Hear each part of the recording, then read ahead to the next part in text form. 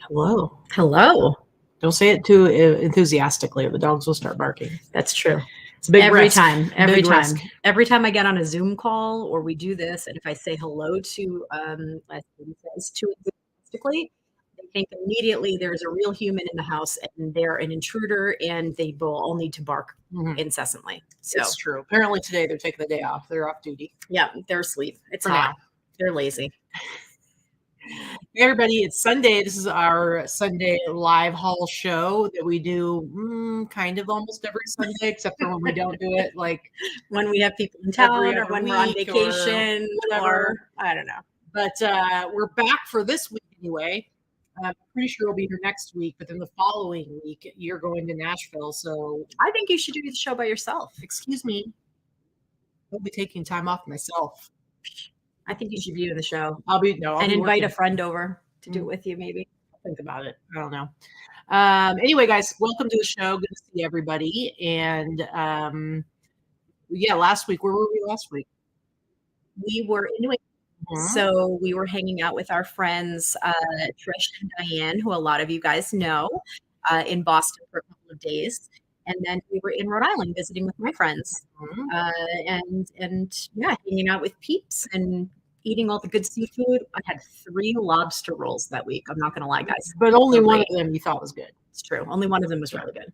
But I did get my hot weenas, my gagas, which isn't really a better name for hot weenas. Either way, they sound terrible ridiculous. Names. But yes, we did get lots of good food. Got to see lots of friends. Trish is in the chat. Trish never watches our show anymore. Never. But for considering we live 3,000 miles apart, I swear to God, we've seen each other already like 6 times in the last year, if not more. And again, in like Trish, we see you more often than we see some of our friends here locally. So you pretty much already live in Las Vegas. So and so then you're going back out on the road. I am. I feel like it's the tour in like a couple weeks, week and a half. I don't know. On the 8th. On the 8th, and we're going to Nashville with Trish and Diane and family. Trish's daughter Liz and Diane's kids and her husband. And I think there's another couple going that I don't know. And also Trish's uncle, I guess. So yeah, there's like a big group of us. Diane rented an Airbnb in Nashville. We're going to be there for CMT week. I'm kind of excited. I'm not a big current country music fan. I actually only know like maybe a couple of artists. So I feel like Trish and I are going to find all the beer and all the bars, and while everyone else is at the country concert stuff, we'll be drinking the beer in the bars. Correct. But we couldn't really, part of what we're going to be talking about in the show today is how we've been away like half of May on 2 different trips and how it's like affected our sales and our businesses. And so we really couldn't get away for another week so soon. But I convinced Vikki that she really needed to go because if only she goes, I can stay here. I can do all her shipping for her. She can still make listings go live that Crystal puts in her drafts and everything. So it will essentially be like she's still working. And that way, we're not both putting our businesses on hold. We're not both, away. So we have to get a dog sitter, house sitter. And so, yes, I'm making a sacrifice so that you can go and spend more time with our friends. I don't want you to miss out on another trip with Diane. Because as I told Vikki, I'm like, you're only going to regret not going. And if you go, you're definitely not going to regret it. So that's true. So I'm sending you off, and then I'll probably do a whole lot of work and work late every night. And it'll be one of us has to work. Well, one of us has to work. Plus, I kind of like having my, solo. She likes when I go away without her. It doesn't happen very often. But not for too long. She likes. By day 3, she misses me. But the first couple of days, it's like a party. Not gonna lie. First couple of days, she's like, next, thank God that bitch is gone. Like, so she's totally fine with me going away without I can eat all the Greek, Middle Eastern pizza, all the foods I don't like. The foods that Vikki says no to. That's what I do, and but yeah, it's gonna be busy for me because I have a lot of stuff to get ready for starting to push out all the stuff for the Boss Reseller Remix, which Yeah. I'm going to start doing a lot more on our Instagram page here in the next week, because tickets are going to go on sale July 1st. So, but just so you know, we're going to be announcing all of the speakers and everything. I don't think I'm going to have the website completely set up by June 1st, but within a few days of the beginning of the month, the website's going to be updated with all of our speakers. And then I'm going to start like making announcements and putting up some cool content on our social media and whatnot. Yeah, what were you going to say? I was going to say all of our speakers have been chosen. They have all been informed. We've spoken with every one of our speakers individually and collectively about topics and the pretty much have the schedule. Maybe not exactly. We don't have the schedule. We know all the sessions. Okay, can I speak, please? Jesus, I'm going to punch you right in the mouth today. Oh, that's quick. That was quick. Sentences. Go ahead. Never mind. You just said it. Go ahead. Mind. All I was saying was we know all of the topics and the content, and we have not created the exact schedule of when everything is going to be yet, but we know exactly what's going where. So we're excited to announce all new speakers to you guys this year. Not a single speaker is being repeated. The first couple of years, we did repeat speakers a couple of times, but we didn't repeat topics. We just repeated speakers. And this year, it's all speakers, all new people, many of which have never spoken at any type of event or reseller event. Actually, most of them have never spoken at any type of event, given any type of presentation.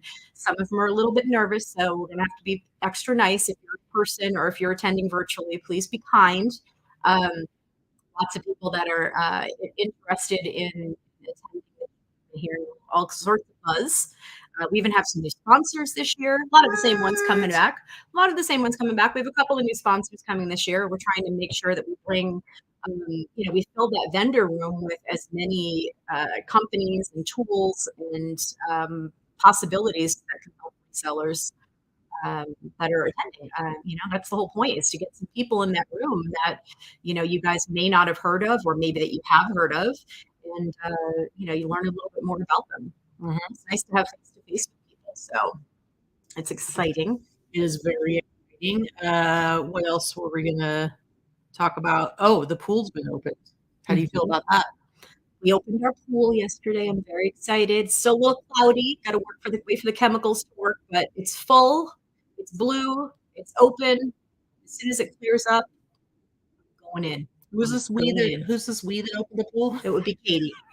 Although we did have Crystal here the other day help us take the cover off, which was a big help. If you have a pool, it's a two-person job to try and take the cover off and not have all the crap fall in the pool. So we had 3 people was good. We definitely need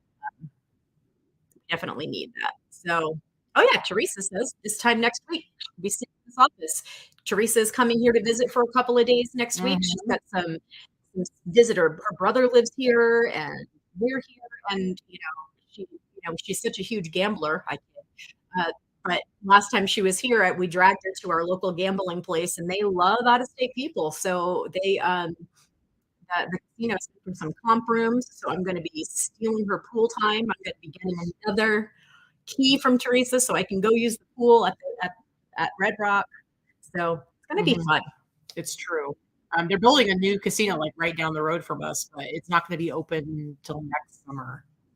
Actually, the casino's going to be open at the end of this year, but as far as the pool goes, we're going to have to wait till next summer to be able to drive 5 minutes to get to it. So for now, you're stuck with our backyard pool with your live-in pool boy. Oh, Kara said that Dorothy, Rob, and Sam were in Florida at her house at her pool yesterday. That's great.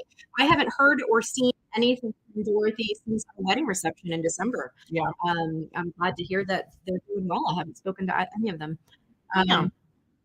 Anyway. So we do have, so we're doing things a little bit differently. Usually when we do the show, we look at our numbers and sales for the last week. But we figured since we had, like I said earlier, been gone for half of this month. I counted out. We've been gone for 17 of the last 30 days.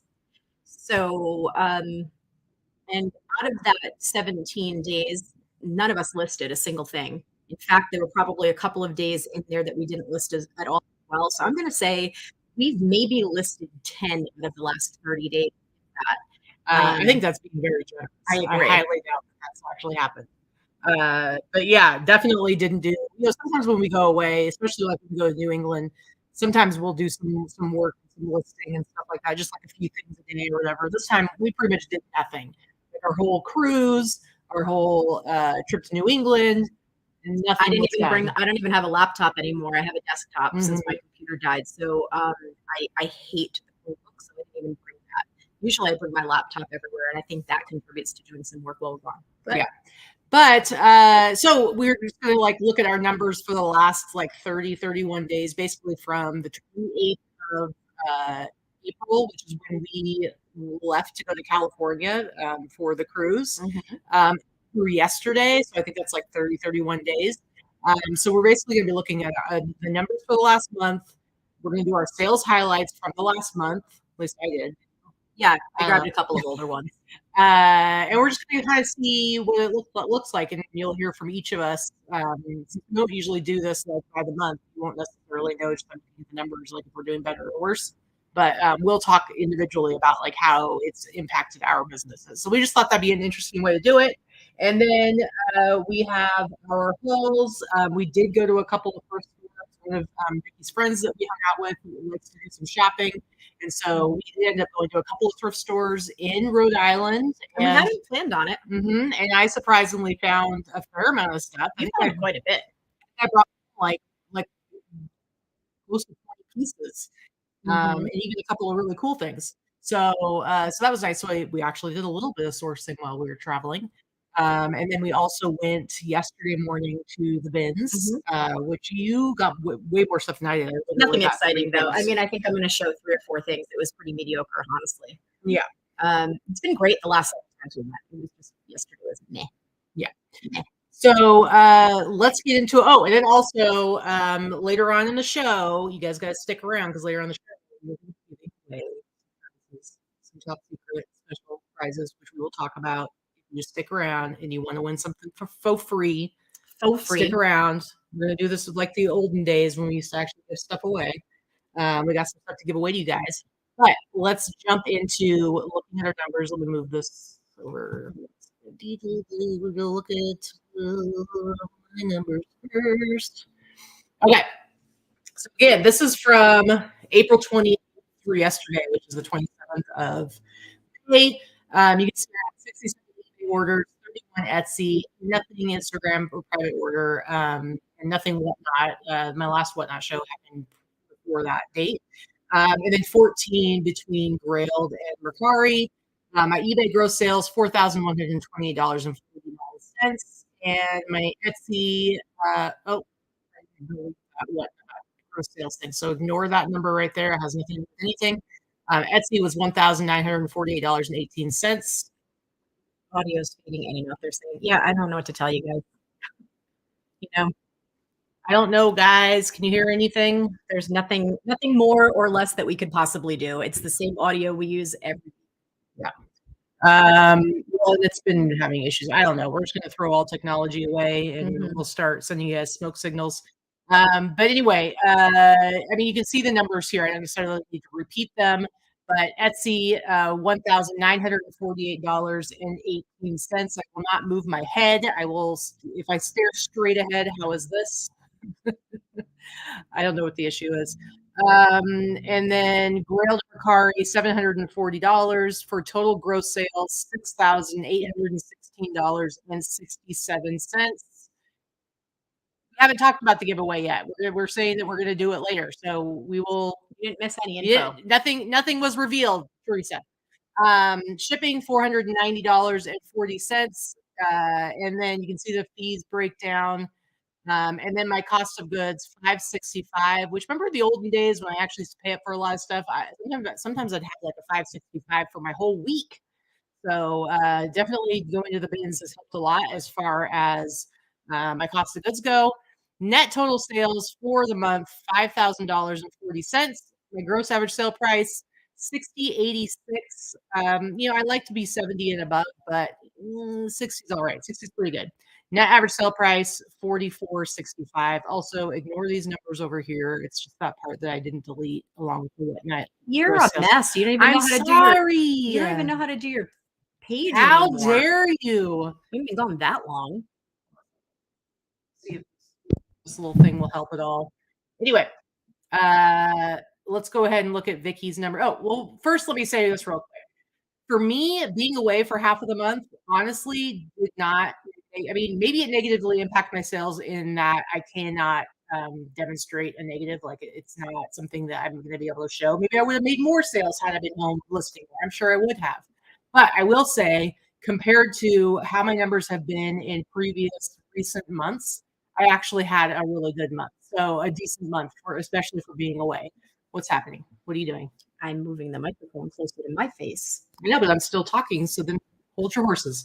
My numbers, I think, pretty good. I actually had decent sales during our cruise, and then I had decent sales while we were gone last week. Who knows? It could be just catching up to me, and now it's going to be terrible after this. But for me personally, I did all right. I think Vikki probably has a different story to tell, and she will tell you right now. Yeah, so these are my numbers for the last month.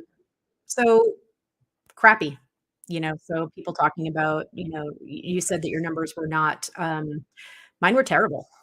So I had 123 orders on eBay, 22 on Etsy, 22 on Poshmark, 2 on Mercari, for a total of 169 orders. Now, I will say this, when I'm on vacation, for those 17 days, my Poshmark is closed and my Mercari is closed because you really only have 2 or 3 business days to ship your stuff out. You can't change your handling time. You can change your handling time on eBay and Etsy. So frankly, 2 weeks out of the month, my Poshmark and Mercari stores were both closed. eBay and Etsy were open with extended handling time. So total of 169 outgoing orders. My eBay gross sales was 66.13, terrible.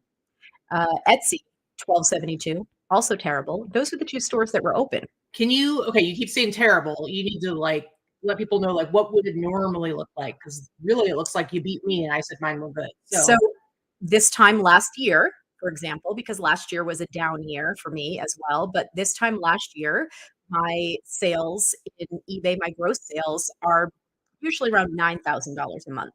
So I was off by $2,000 to $3,000 on eBay. My Etsy sales are usually $2,000 to $2,500 a month. Okay. So Poshmark, my gross sales were 1238. Now that's actually on par because Poshmark I do between 2,000 and 2,500 a month as well. And if it was shut down for half of the month, $1,200 is about half. And then Mercari, I've been $500 to $600 a month on Mercari. So this is actually 2 sales on Mercari for the entire last 30 days for 192. So that's also down. So my total gross sales for the month, 93.15. Now, is that terrible? By most people's standards, probably not. But low for me is around $12,000 to $13,000 gross a month, combined with everything. So my shipping for the last 30 days, 932.73. I do ship a lot of heavy items. I do ship a lot of international. And then you have the fee breakdown from all the different platforms. So my total costs 21.11 and change. My cost of goods also a little bit higher on this order because I did have a few items that I did pay up for, and I'll talk about those in a minute. So my total cost of goods, $470. Again, not really terrible. I mean, it looks like I'm getting almost 200% of what I'm paying for my items, and that's about right. That's pretty good. And my total net sales, 67.35. Again, not terrible, but I do prefer my total net sales. I do want my net sales to be, $8,000 to $9,000 a month for the net. My gross average sale price is right where I want it to be, right between $50 and $60 a month, $50 and $60 an item. And then my net average sale price was just about $40. Not horrible. I mean, it's not horrible by some people's standards. In my standards, for my personal numbers and what I'm used to making and what I would like to continue to make, I do think it was very low. Now, if we had 2 of the 4 stores were actually closed for more than 2 weeks out of the month, I mean, that obviously contributes to it. So for being on vacation, as Teresa said in the chat, resellers don't get vacation. If you're not working, you're not making money. I mean, you are. There's some sort of passive income. Don't get me wrong. You do build up your store and you can continue to make some money while you're gone.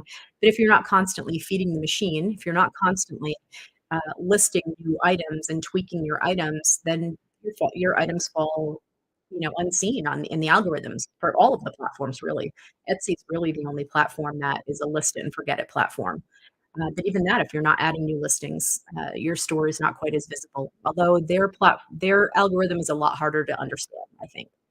Trisha's just going to tell you that that's why you should have somebody listing and shipping for you while you're gone. It's true, I should. However, I do not have that. I need an actual person to work for me more as well. So, I am looking to hire another person to help me with listings so that I can get more items listed. Crystal is wonderful, but she only has so much time, and it's not enough for me. If I had 4 of her, I say all the time, I'd be a millionaire. Yeah, so I mean, I don't hate where my numbers are, but I will say if we were to talk about the last 7 days, my last 7 days on eBay are under $500 right now.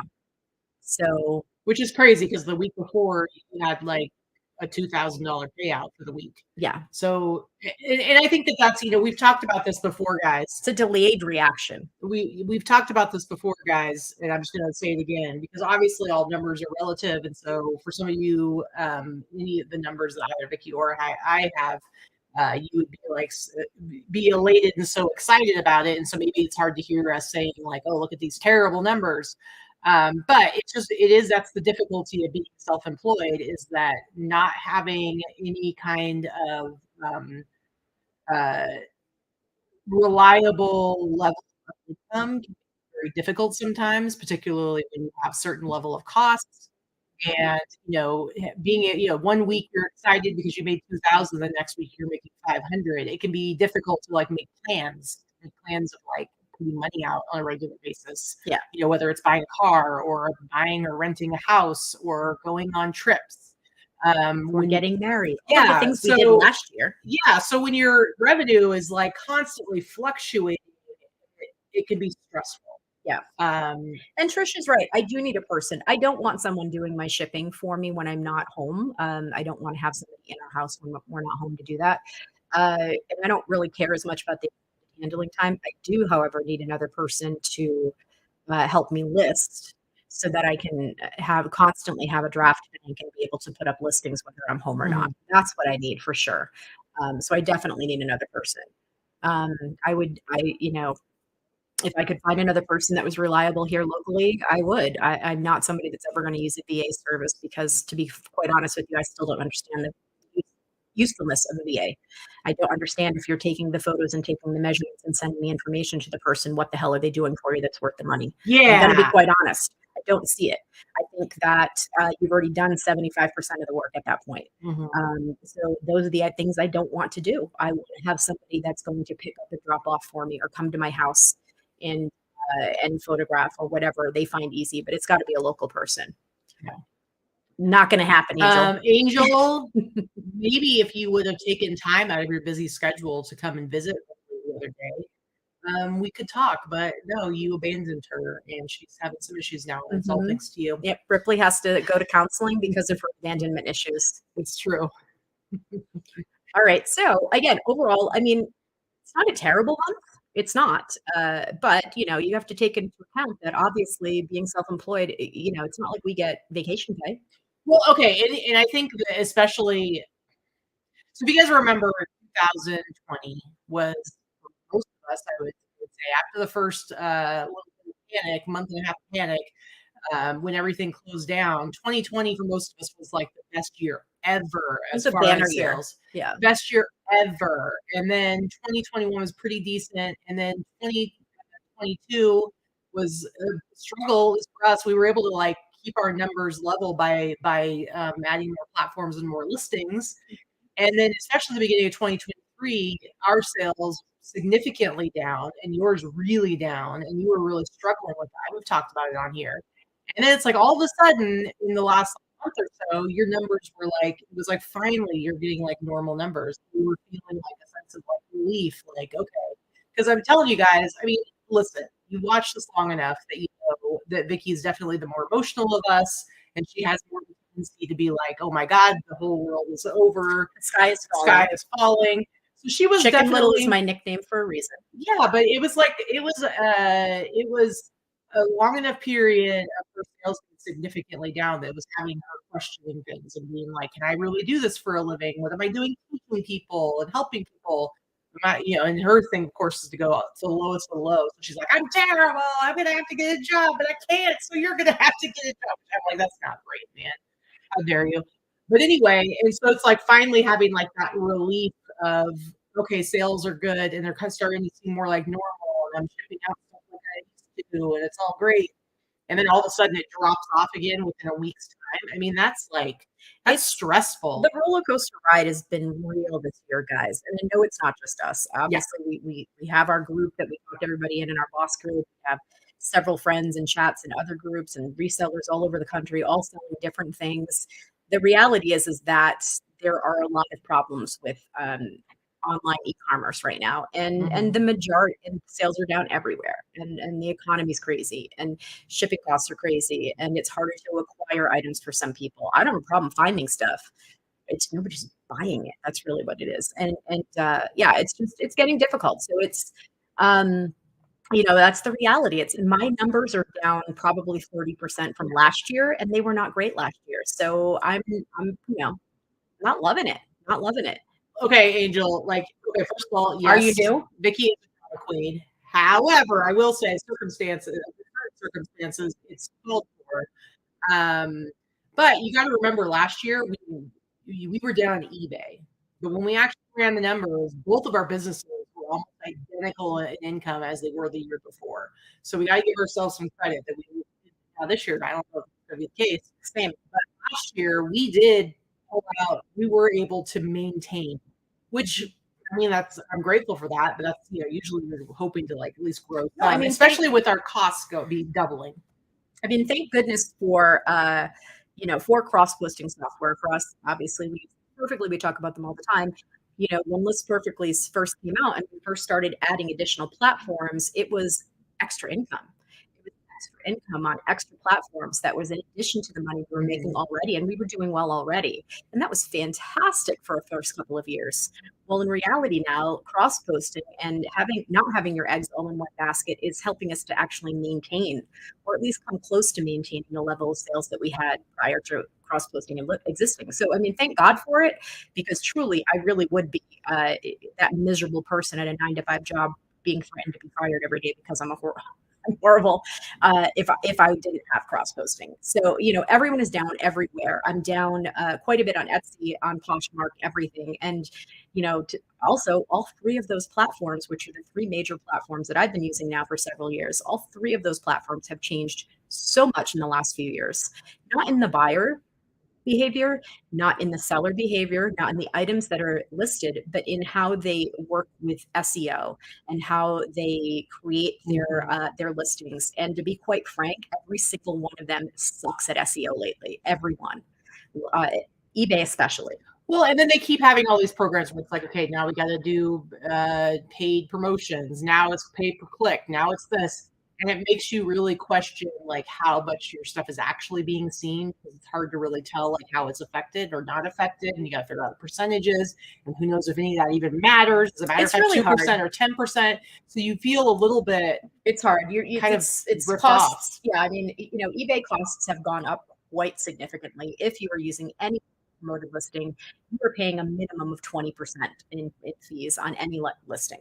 I mean, you just are. You're paying 20% between conversion fees and being taxed on taxes and taxed on shipping fees, and the items that are you're not getting paid on those things. So it is what it is. eBay had very reasonable fees. They don't any longer. It is still the biggest monster in the room. It's still the platform that you need to use. However, it is not the wonderful place that it used to be. And I know that many of us are feeling that. I still love eBay. I always will. I love the community. I love the community it's brought me. I love selling on eBay. However, it is not any different than any other platform for me right now. I do not have the warm and fuzzies for the platform anymore. It is what it is. So it's not just us. It's hard. And for me, it's like seeing on eBay it being flooded with fake crap and, unlicensed t-shirts. And it's like, doesn't seem like it seems like it keeps getting worse and worse. So anybody who's looking for anything that might bring them to my listings, instead they're getting inundated with a bunch of scammy McScammersons making print to order vintage t-shirts, and I think it does really hurt my bottom line. Yeah, and it's, I agree with Greg. Greg has a comment in there. We hear all the time, sell the things people want to buy. You know what? I already do sell the things people want to buy. I very much keep up on trends. I know what's desirable. I know what I'm buying. I know what I'm selling. I do know what I'm doing. Right? I'm not trying to sell teapots and crap that people were trying to sell 20 years ago on eBay. I realize what is sellable and what is not. It's when your items are not seen, there's only so much you can do. And again, all of a sudden you have like a few weeks in a row, like, sell, and it's like the levels, and then like nothing. Then your traffic drops down to zero, and crickets. Yeah. I'll be quite honest with you. I haven't sold anything since Thursday afternoon. Not one stinking item on eBay since Thursday afternoon. I have a 25% sale going. I have listed about 75 new items this week. And I send offers to watchers every day. I usually have about 100 and something to send every day. I've been having 5 to 10 to send every day. So that tells you right there that my views are nowhere. So three items since Thursday, for under $100 total. Yeah. I'm used to having a $1,200 to $1,400 weekend, Friday, Saturday, Sunday, 3-day weekend. So this is way, way, way off my norm, and it has nothing to do with it being a holiday weekend. Some people do great, some people don't on holiday weekends. It's irrelevant. Yeah. Anyway, so enough complaining. This is just real talk. It's real talk, and I think a lot of people, I think a lot of people are feeling it. I do know several people that have gotten jobs. I have several people that are getting part-time jobs because they need to supplement their income because their business, as they know it, has changed so much. And to flip it, so couldn't take the roller coaster anymore. Got a part-time job. First time I've been an employee in 30 years. Yeah. So, yeah, Susie, I don't know how you do it, but God bless you for doing it. I mean, I hope I don't have to go that route, but you never know. We do what we got to do, right? My friend Dynasty has to recently get a part-time job, and she was killing it. She was killing it on eBay over the last several years. She started selling just a few years ago, and I love her dearly. She works harder than almost anybody I know. And, sales have been so bad. She just bought her home. She bought her first home this year. She was so proud of herself. Of course, it costs money to buy a house, your down payment, closing costs, all that stuff you've got to come up with. So wiped out a big chunk of her savings, and doubled her housing payment because now she has a mortgage instead of rent, and her mortgage is, whatever. And then and her sales dropped off by 40%. And she's like, yeah, thanks. Happy home ownership. So now she's had to get a part-time job to help make ends meet. And, it's the reality of this life that we live. It's not as easy as people make it out to be. And, so anybody that is feeling discouraged, anybody that is feeling that their numbers are not where they want them to be or not where they should be, I encourage you to talk to other people, to talk in the Facebook groups, to try to learn some tips and tricks to try to generate your sales and do as much as you can. Obviously, we're all doing it. I just don't want you to fall into hearing people like, well, clearly you're not selling stuff people want to buy, or this is wrong, or that's wrong. That's bullshit. If you know what you're doing and you've been doing it a long time and your numbers are still terrible right now, you're not alone. It doesn't mean you need to give up, and it doesn't mean your stuff is all crap. Sometimes it does, but generally, if you've been making it go for all this time and you've been doing well and suddenly your stuff isn't doing well, it's not you and it's not your stuff. So just hang in there. That's all I wanted to say. All right, let's go ahead and look at our sales highlights for the last month. I tried not to show any of the same stuff because we did have a show a week before last, so I wanted to try and show new stuff. I don't know if that's the same for you. But what's this fancy jacket? So this isn't even vintage. So you guys know I sell mostly vintage stuff. This isn't even vintage. I picked it up at the bins. It's a very thin, reversible, actually it's not reversible, it's satin jacket by Esprit, and it had the tag on it. It's just a satin bomber jacket. It's super cute. It was new with tags. I picked it up at the bins, very lightweight, under a pound. So I paid under $2 for it.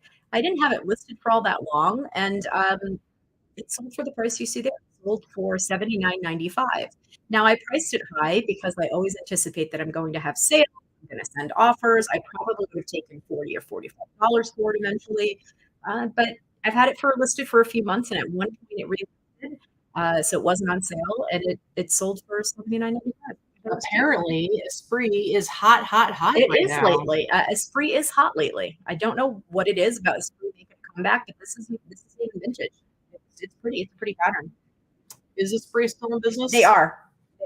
I mean, this isn't vintage, right? No, I just said it's not vintage 3 times. Okay. Anything else? No, that's it. I just thought it was pretty. All right. First up for me, I think the majority of stuff I'm showing is stuff I got at the bins. Let me tell you, we've talked about this before, but one of the ways you handle sales being down is you got to cut some of your costs. And so I've been going to the bins and getting the majority of my stuff lately from the bins. And it definitely feels pretty good. I'm feeling like Vikki, barely paying anything for stuff and then selling it. So these shoes, Vans overall, I mean, you can buy brand new Vans for $24 at Nordstrom Rack. So not all Vans are gonna sell for an amount that makes it worth picking them up when they're worn and faded. Usually it has to be like a special collab of some sort or something has to be different about it. So I had looked these shoes up and I was like, oh, I think I could sell them for a decent amount for what I'm going to pay for them, because it's like they're not very heavy. So maybe I paid $2 for them. And they're definitely kind of faded and a little bit discolored. I said right here. It does look like it was Katy took the picture like I did. Right? They do look like it's just a bad pic. No, they look like that. That's really what the print is. They make your eyes. It looks like an optical illusion. It's really weird. Yeah. Anyway, but right here, the white is yellowing. And I think I sent an offer or I took an offer, whatever. I sold it for $40, but I paid like $2 for it. It's like $2. Come on, man. That's a pretty good deal. Mm-hmm.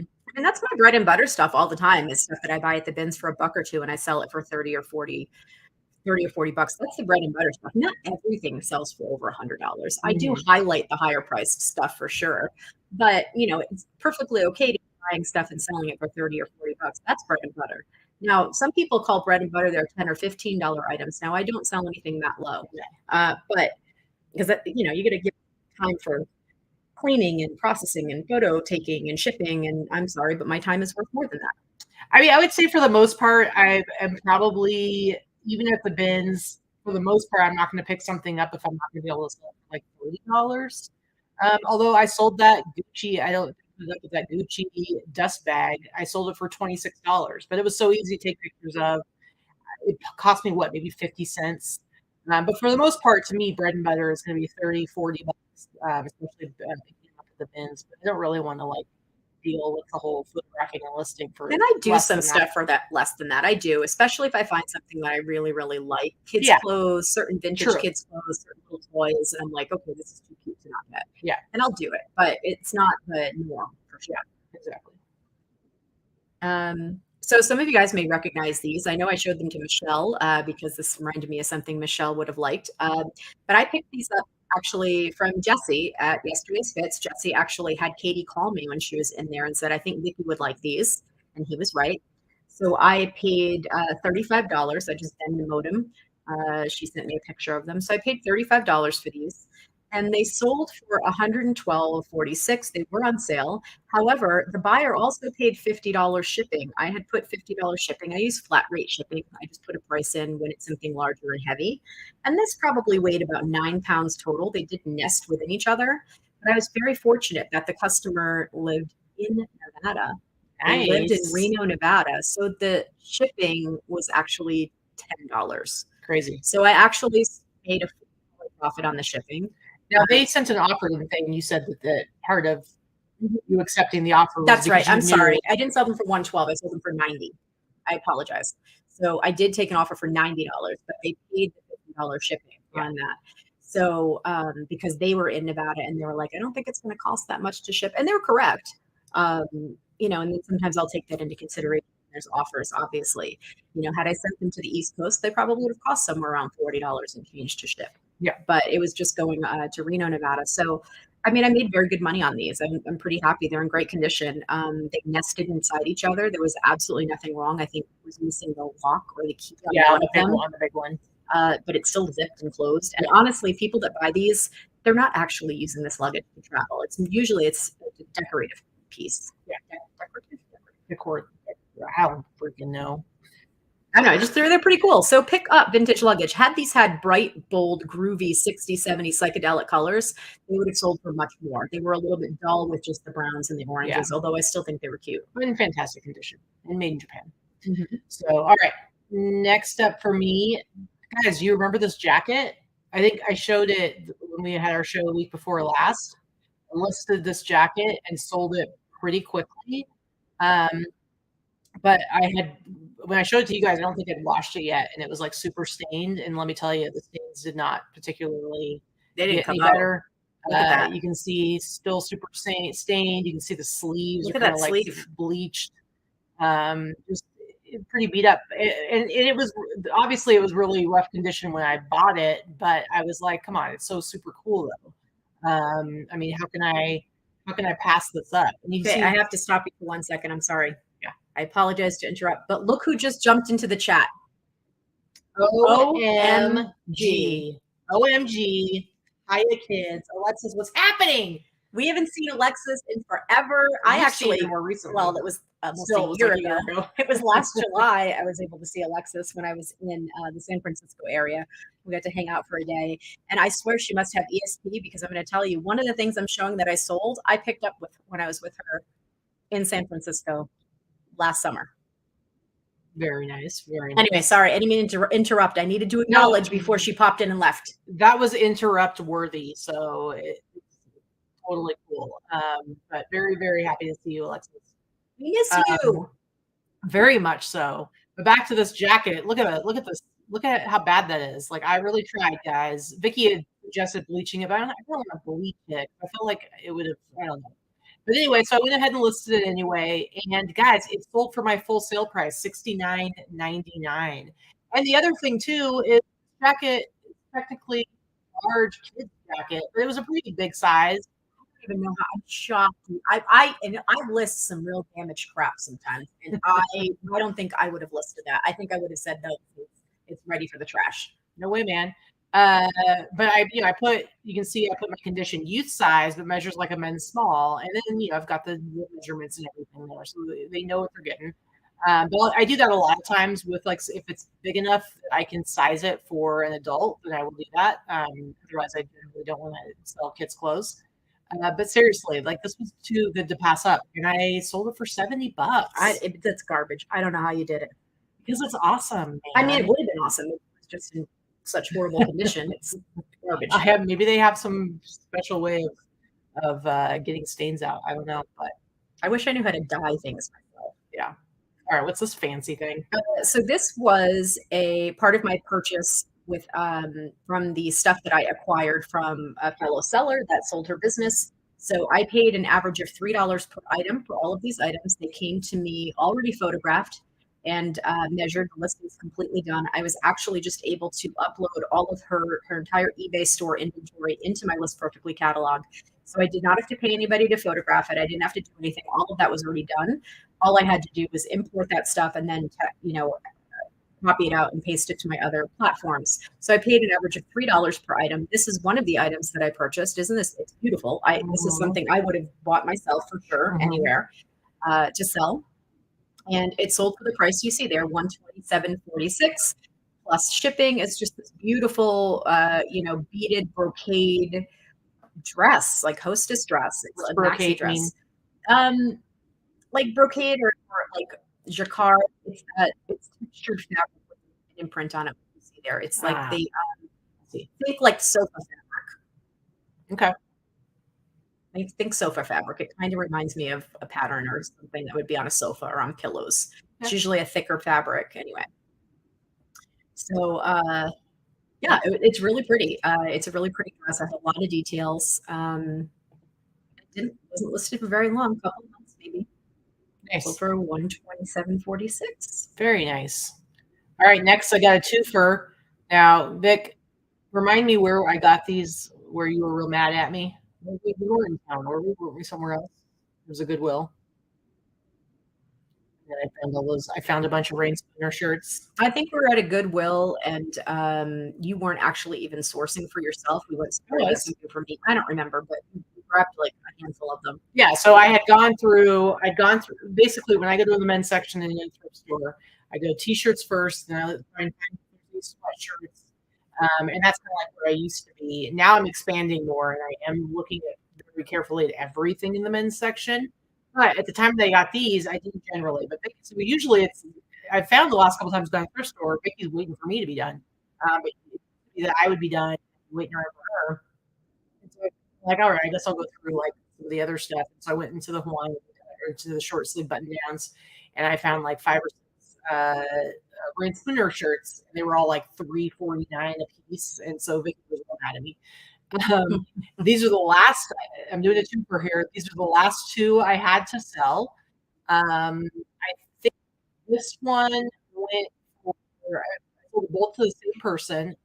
It's funny because we had already left for New England, and this guy like sent me an offer. Oh, dang, I needed to like that particular item. It wasn't the handling time hadn't been changed, so I had to decline his offer, but sent him a message and told him like, could you just hold off for a few minutes? I need the handling time on this because it's literally the first day we're gone because I can't ship until next Wednesday. So he did that, and then he ended up buying the other one I had as well. So this one sold for 75, and then he sent me an offer for 70 for the. So I sold them both of them for a total of 145, and I paid like $7 for them together. They were like $3.50 a piece.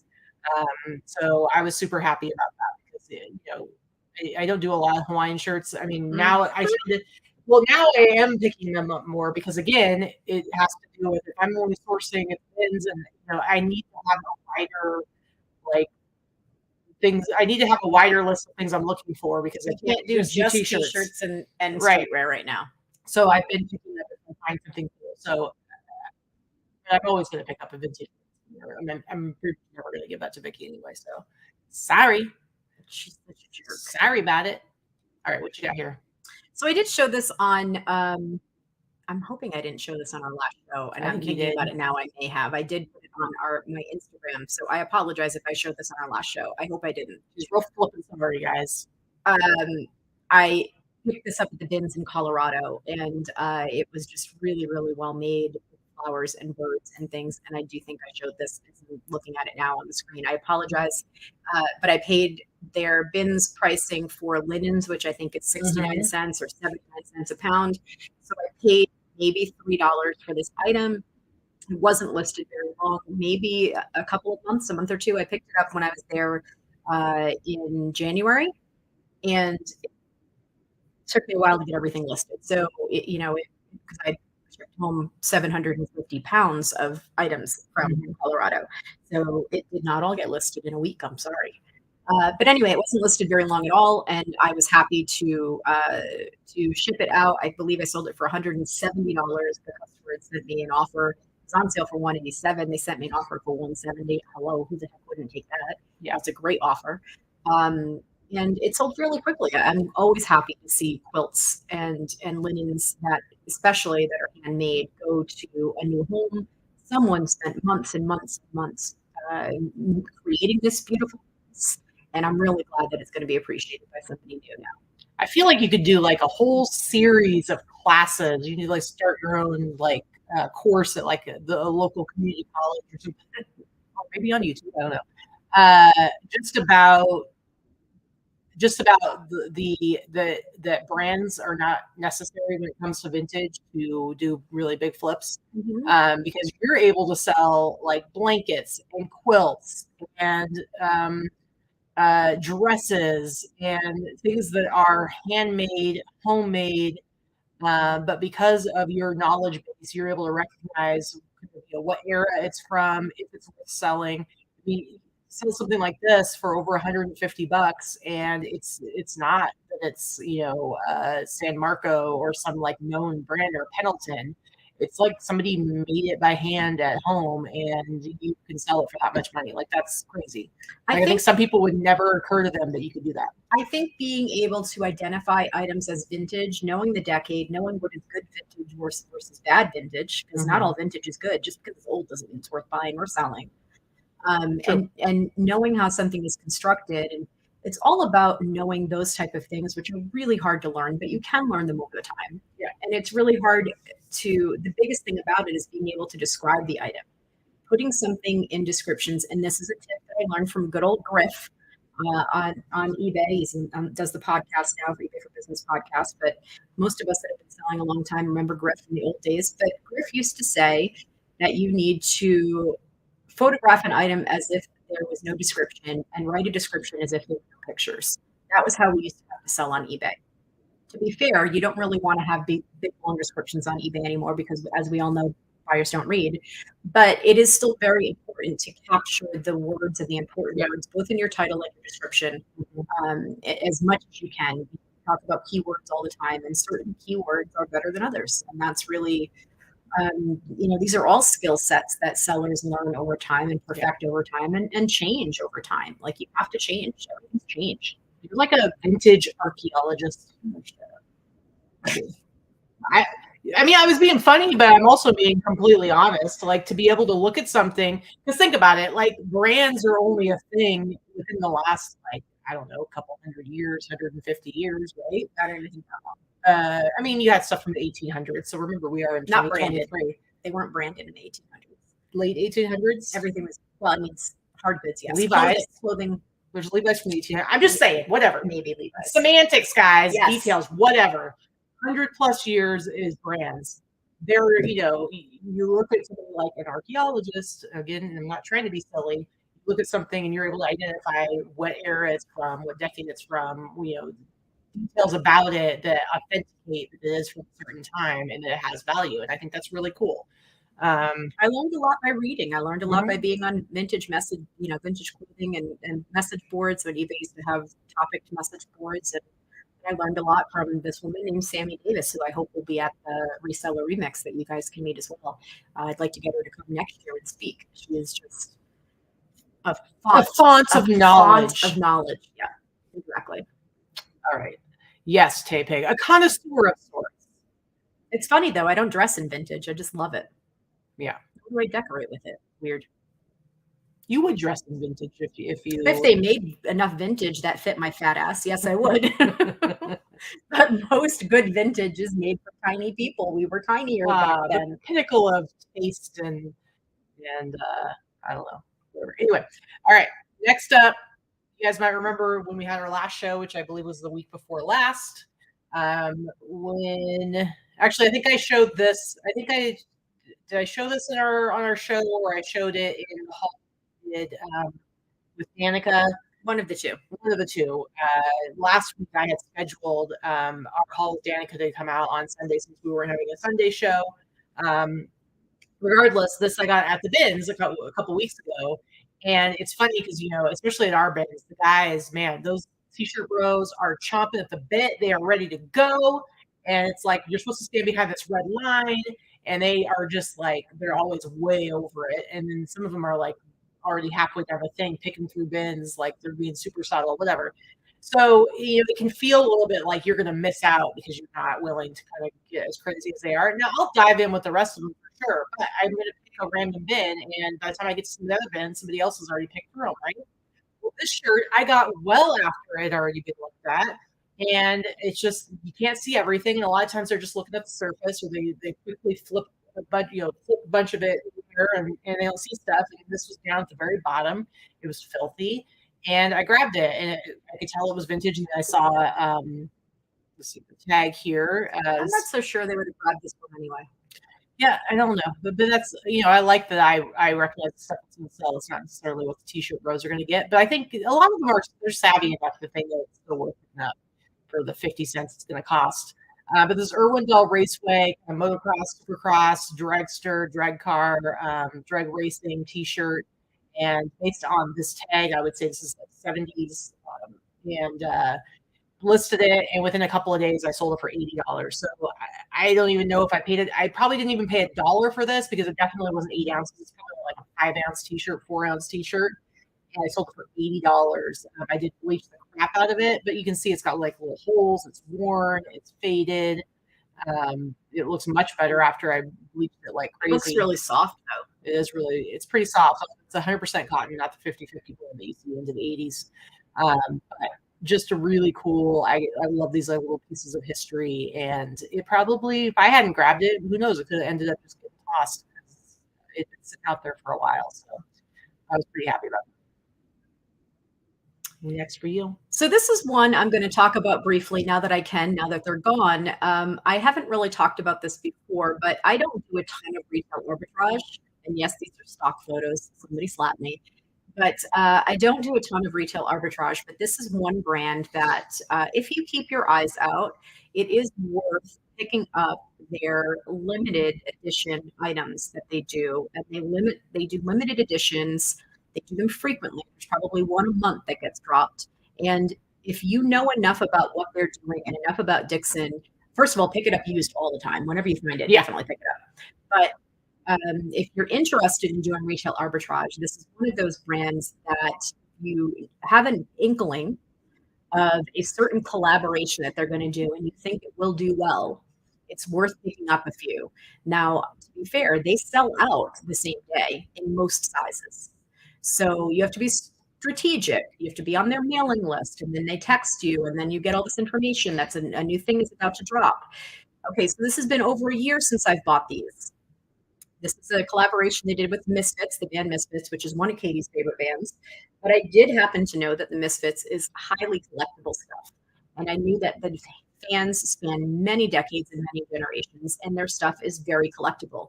They don't have a lot of merch out there. Well, I told you about this because I was buying one for myself. So yes, but I have also purchased it before. No. I was just saying the specific one I bought because you were saying fans, which I happen to be wearing a Misfit shirt right now. I the only reason I was paying attention to this one. But I knew about I knew about this one when it was coming out, and I knew this was one that I was going to try to get.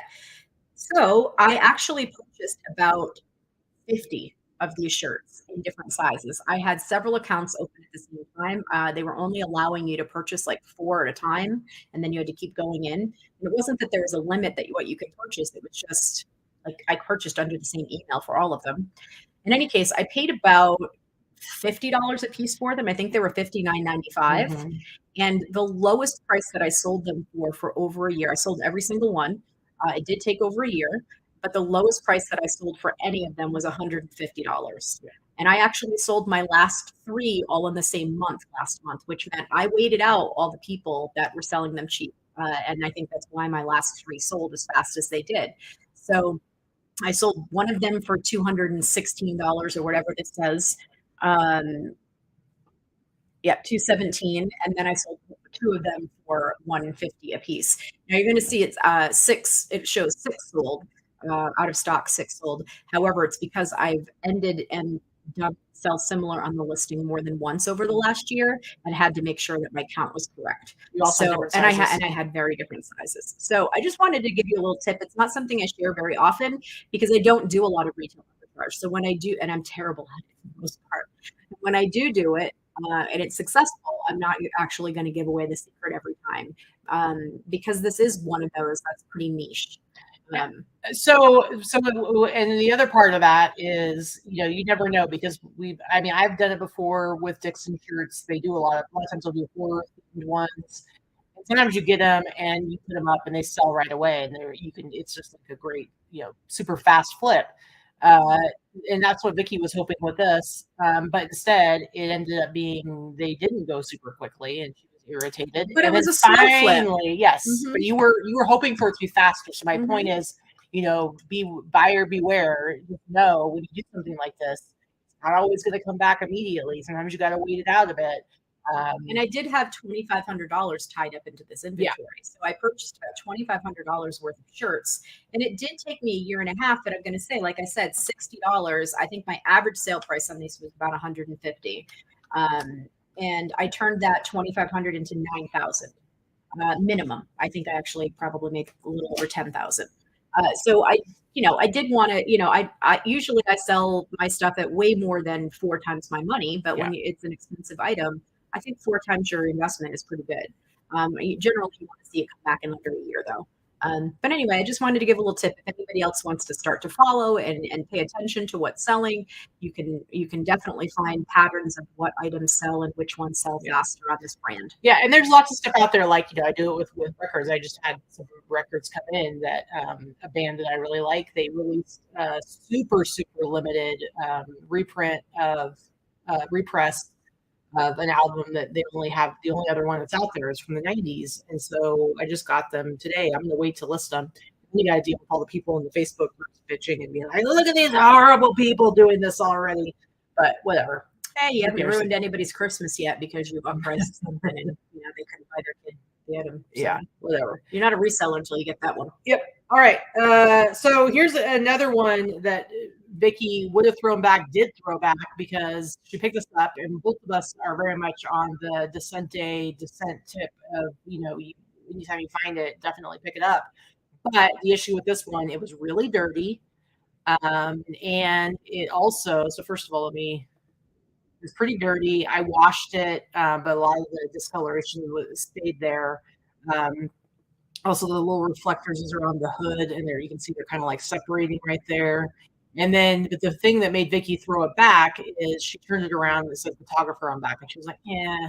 She's like, yeah, I don't want to get this. Too much wrong with it. Yeah, so she threw it back, and I was like, well, then I'm going to get it. And I went yoink, and I grabbed it because I'm like, again, you're at the bins. It's like, it was a little heavier, but it still probably only cost me like $6.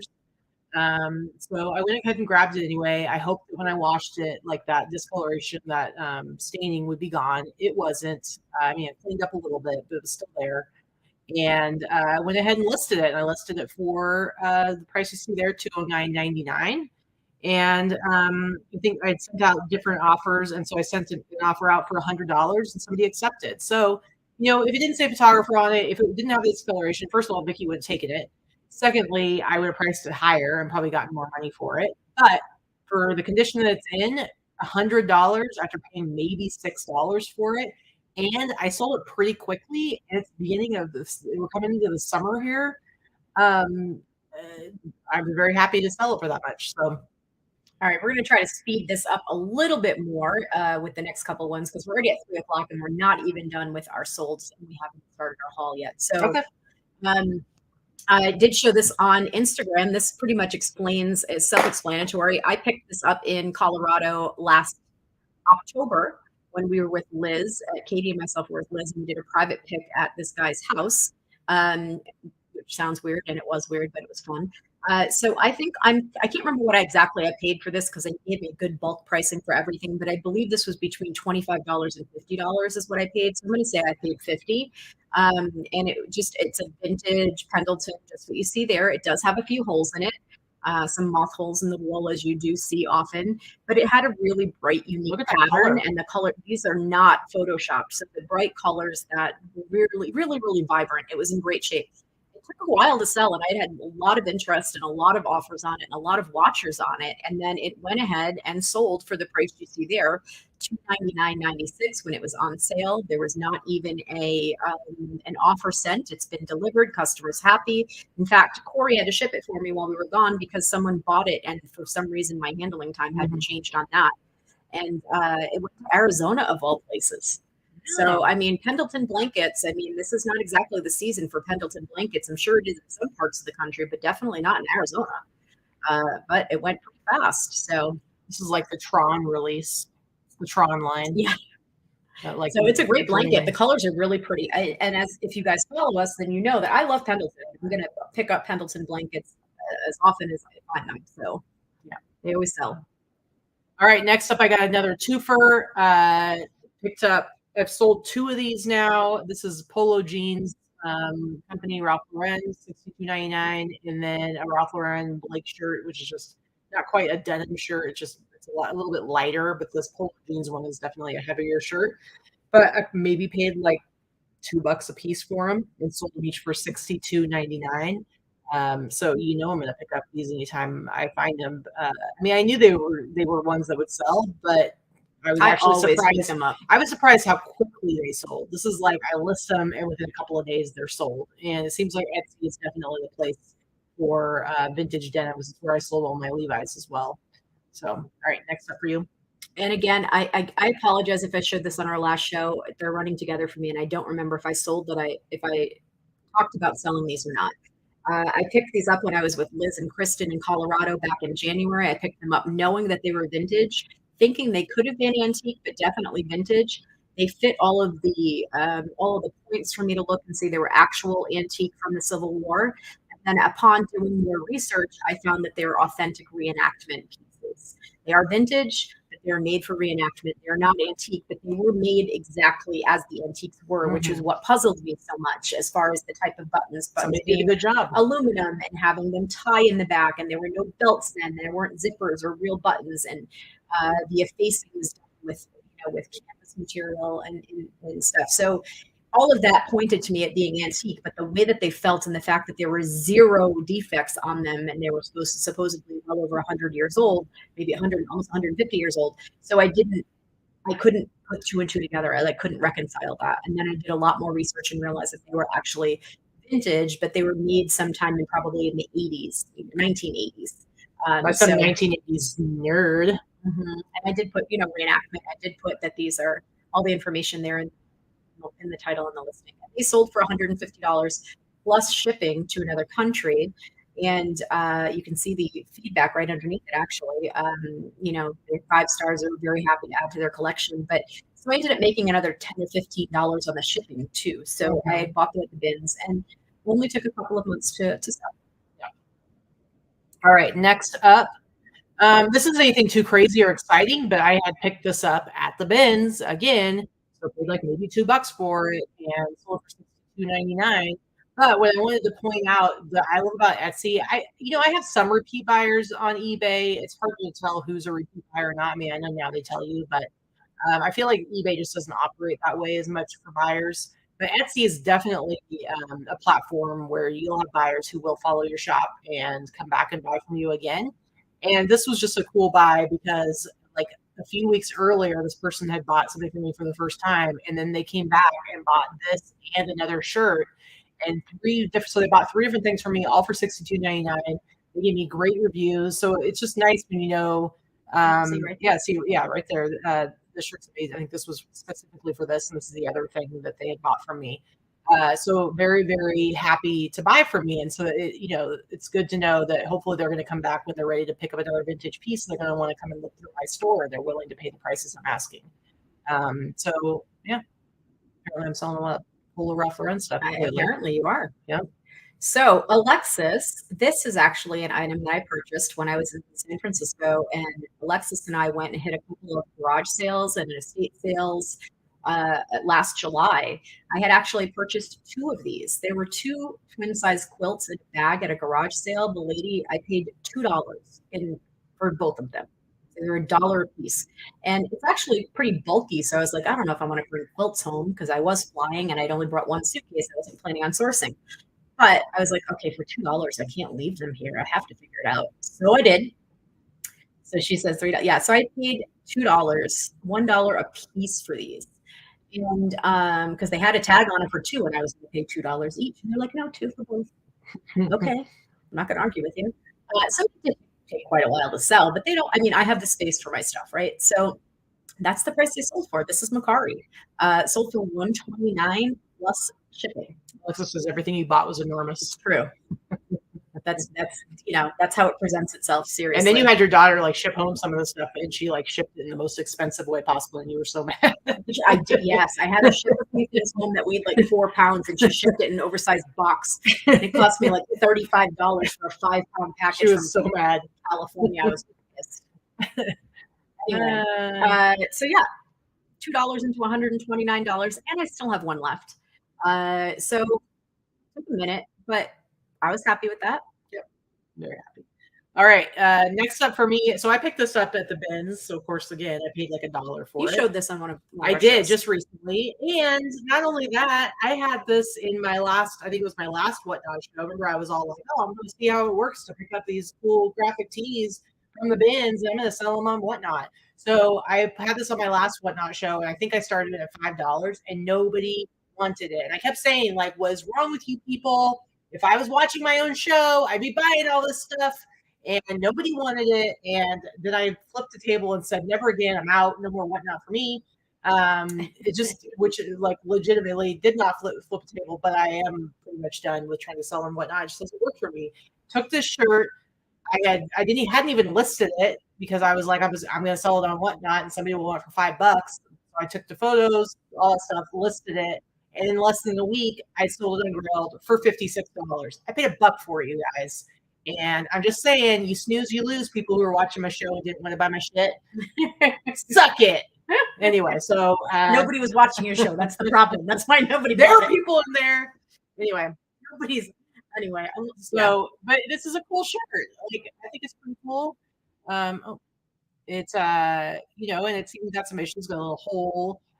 This is like I figure it's probably like some sort of mid 2000s Y2K shirt, and just a really cool graphic on it. And nobody wanted it for $5, you guys, but somebody on the rail did. So next up for Vikki. This is just a brand that is a high-end brand. Ted Baker, as we know, as some people know, this is a high-end brand. It is an expensive brand at stores. However, it does not sell for crap online usually. This is probably a $500 dress in a department store, but then they price it down and they clearance it out, and it ends up in Nordstrom Rack and all that kind of stuff. So it really doesn't sell for a ton. It's kind of a hard sell online, both on Poshmark and on eBay, and it's not a vintage company, so you don't find much on Etsy. But for whatever reason, again, I always price my items high, knowing I'm going to send out offers, knowing I'm going to take offers. So I had this for a while. This was a bin purchase. Nobody picked it up in the bin, so I paid $1, $2 for it, and it finally sold. I've had it for quite a while, probably at least 7 or 8 months, maybe even a year. But I paid $2 for it. It finally sold on Poshmark. That's a Poshmark sale for the full price of $97, which is kind of shocking. Look at you, fancy pants. I mean, it's shocking that I actually sold it at anything full price on Poshmark to begin with, but it's also shocking that this item sold for that much. So yeah, unless because you should have had her ship this stuff to you. She would have made it the cheapest, but somehow I feel like Alexis would have figured out how to like get the post office to pay you to deliver it. So probably, but yeah, made some mistakes. Made some mistakes. Yeah, Rally Roots does really well on Whatnot. There are definitely some people that do really well. Yeah, there are people that do very well on it. Ryan and Allie are great friends of ours. We love them dearly. There are amazing people that do very, very well on Whatnot. They have built their followings and put in the time and energy to do that. And a lot of people that already have huge followings that continue to that follow them over to Whatnot. So one of those two things you have to do. You either have to put in a lot of time and energy and money and effort into building a channel for yourself online, or you have to already have that you've built elsewhere, which you've already put the time, money, energy, and effort in, and it translates to your sales on Whatnot. You also it is not sourced yourself. Well, that too. I already have good sources, but that being said, I am not somebody that is going to spend 40 hours a week trying to build a channel on Whatnot to never get the prices I get elsewhere. It's not for me. It's just not. Yeah. Hey, what's happening, Bill? Hey, Bill. It was very good to meet you in Rhode Island, for sure. For sure. All right. Done with that one. Hey, I got something that I didn't get at the bins. I picked this up from yesterday's fit, so they paid like $50 for it. I'm from Oregon, guys. And not only am I from Oregon, I played basketball in middle school in the early 90s when the Trailblazers were hot. So I was obsessed with City and the Portland Trailblazers. So when I saw this, it was like major nostalgia. So I had to get it, pay $50 for it. And as you can see, I sold it for $123 on Grill. But I did not get it from the bins, y'all. And let's see if I can show the tag. It's a trench tag. But anyway, next up for you. So this was something I did show this on Instagram. I know not all of you are on Instagram, but if you've already seen it, then you can ignore me. But this is something I picked up in the bin as well. I picked it up because it was silk, because it was a pretty pattern and it felt nice. Did I know the brand? Absolutely not. Had I ever even heard of the brand? No, I had not. In fact, I actually thought it was an inexpensive brand that I was not even going to mention the brand, and I was going to sell it based on the pattern and the construction, because it very much has that romantic cottagecore Victorian type of style to it. I know cottagecore is kind of on its way out style-wise, but this type of style is very classic and very feminine and romantic and pretty. So I purchased it on that regard, thinking I would have priced it somewhere around $30 or $40. I do not know why, but when I went to go make this draft live, so Crystal had drafted it for me, she had taken the pictures. I tweak my titles generally, which I did not on this one, and I probably should have added a couple of things, but like cottagecore and romantic. But I didn't do that. And I went to go make the listing live. And again, instinct, I don't price most things. I would have listed it for $40, thinking that the brand doesn't even mean anything. I don't know why, but something compelled me to comp it. And I'm so glad that I did, because this brand sells retail for $400 to $800 for their dresses. And their used prices go from anywhere to $200 to $300. So when I priced it, I had priced it at $275. Literally 10 minutes after it was listed, I had an offer on eBay, and then I had an offer on Poshmark. And the Poshmark offer was higher, and I was like, I am not going to hold out if it's going to sell that fast, because I paid like $2 for it. So it sold for $215 within 10 minutes of listing. That's crazy. Do me a favor, go check out that brand, Doen, Doen. Doen. I don't even know how I'm pronouncing it properly, but that particular brand, and Castilla happened to be that style of that dress. Yeah. I had never heard of it before. So do you think if you should have listed it for like 300? Maybe I could have listed it for 300. I'm perfectly happy turning $2 into $215 in 15 minutes. Yeah. Really. So could I have listed it for more and held out and probably sold it? Yeah, maybe. I maybe could have sold it for closer to 3, but I was totally fine with that. That's a good flip. All right, last one for me. This is another one I got from yesterday's fits, and it was funny because when I was listening to like a cheap pile for like $5 a piece, and I picked this up, and he was like, "Yeah," he's like, "I knew that would be one you'd want to get," and I'm like, what are you trying to say, dude? This is Jack and Vilda's 5th annual testicle festival. I don't even understand that that's a thing. A testicle festival. You know, they eat testicles. Rocky Mountain oysters. I absolutely understand the reference. I did not need an explanation. Right. You said it. I mean, who's having something called a testicle festival? I also get why someone bought it, because it's kind of hilarious, but it's ridiculous. Yeah. So I paid like $5 for it and sold it for $58. And that is all. All right, let me.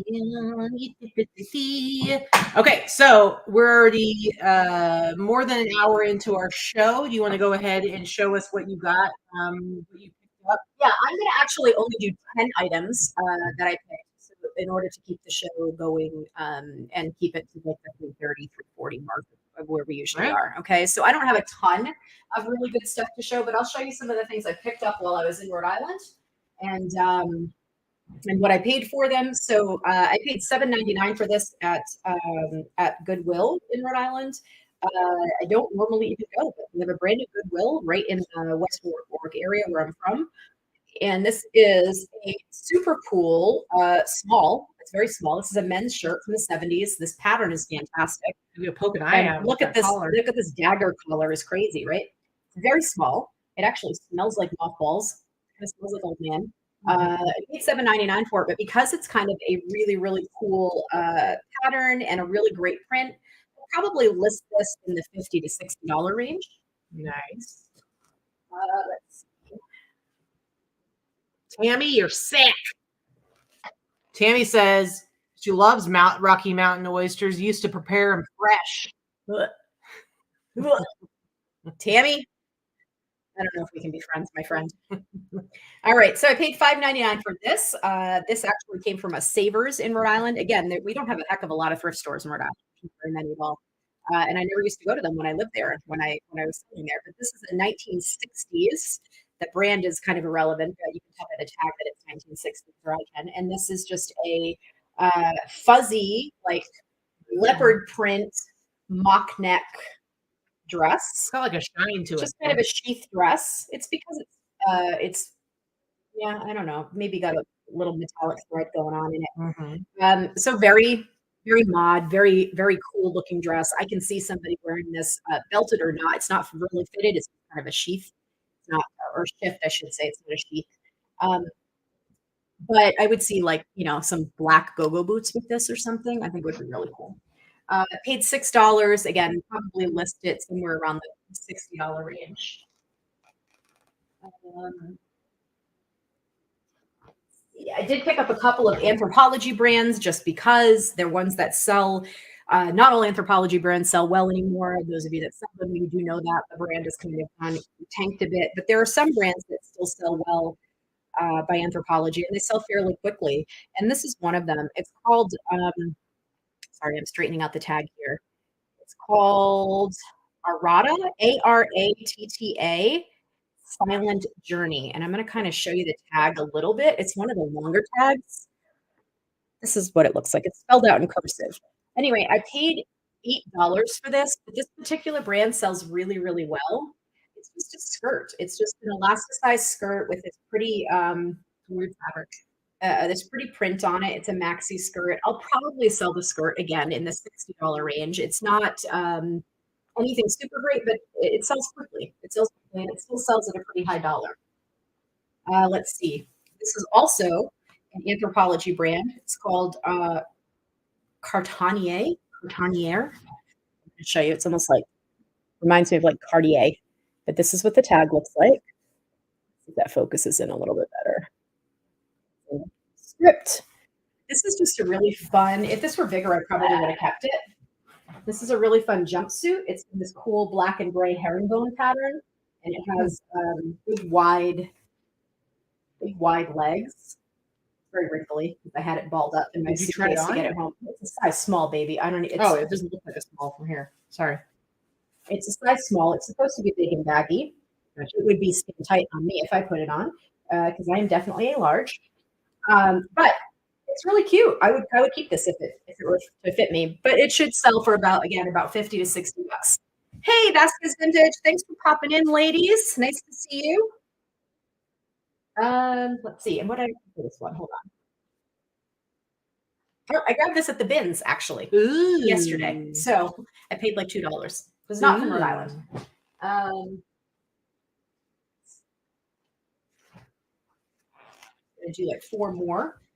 This actually came from the bins yesterday. Somehow it made it through Goodwill and all their sales, and it didn't sell. But this is a vintage Polly Flinders heirloom by Polly Flinders. Kids Christmas dress. Cute. I mean, really cute. I'll probably sell it for like 50 bucks, and it cost me maybe 50 cents. Also from the bins yesterday, this vintage 80s purple go-go dress a la Tina Turner. So if anybody wants to pay homage to Tina Turner, this is a size large. It's this great purple flappery dress. It'll probably sell again, maybe 60, 75 bucks. Will you put flappery in your keywords? Yes. Let's see. This is from the Goodwill in Rhode Island. I paid $10 for this, but this is a vintage, true vintage 1970s gold disco, kind of like a lurex type of dress. So what type of dress? Lurex. It's kind of like a stretch, shiny fabric. So it's gold. It looks almost like coppery. This is, I mean, it's so Studio 54. And I paid 10 for it, but I'll probably list this one for like 100. Whenever I get like really good examples of a certain era, I'm going to list them higher. Speaking of Esprit earlier, I did purchase a vintage 1980s Esprit set, and I paid, it was 50% off this color tag, so I paid $8 and $7. I paid like $7.50 for it. You're going to sell for $1 bazillion. I'm going to list it for probably about $200, but it is vintage 1980s Esprit, and it's these bright yellow and white patterned pants. They've got a tapered leg, and there's very thin. The camera's kind of dulling it. Semi-sheer. It's a bright yellow. Super bright yellow. Like banana yellow. Mm-hmm. It looks a little bit mustardy in the picture. And then this is the oversized kind of shirt that goes with it. Just a button-up tunic type shirt. Love it. It's very cruise wear. It's a Spree Sport, made in Hong Kong, 80s. It's just really cute. Now, the shirt I grabbed first, and then I found the pants separate in the pants aisle. Didn't even put it together. It wasn't priced as a suit. But yeah, I love this. Is one of my favorite pieces. Again, if I were skinny, I'd rock that thing. And then 3 more things, and then I'll let Katy go. One creepy doll had to come home in my suitcase with me. American Girl doll. I think this one is Molly. So if my American Girl people can tell me, I have not looked it up yet. But she's in great shape. She's just she's got a dress or a night dress that is definitely original to her, but I think she murdered someone. Yeah, she's got blood or copper rust, or I don't know on the dress. But she's not a white body. She's the regular tan body. But I'll fix her hair up a little bit. She was $5.99. So if you can find an American Girl doll for $5.99 anywhere, you damn well better buy it. So depending on who she is, will depend on how much she sells for. Um, and all of her limbs are tight. So probably $75 to $100, maybe more, depending on who it is. So, but I think it's Kirsten or Molly or Samantha. Yeah, one of those three. I can't tell them apart either. I'm gonna have to do a little research. Can't believe you threw her like that. She's gonna kill us. This jacket was from the bins yesterday. I saw like no fewer than like 3 people throw it back, and I don't know why, because there's nothing wrong with it. It's a fantastic 1970s off-white leather trench jacket. Love it. Absolutely nothing wrong with it. It's like mid-thigh length women's. I just sold one similar for over $100, and I will price this over $100.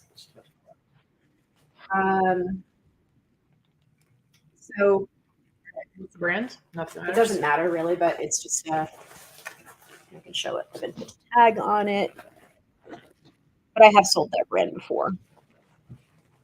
Anyway, it's pretty cool. 60s, 70s trench. They sell very well for me. And then, because we weren't planning on thrifting while we were in Rhode Island, we were actually didn't bring the extra suitcase that we normally do. We usually bring extra bags with us because we fly Southwest. We know that we can pack, and 2 bags equal to 100 pounds per person, plus our carry-on, plus the personal item. And if we're going somewhere to source, we take full advantage of that.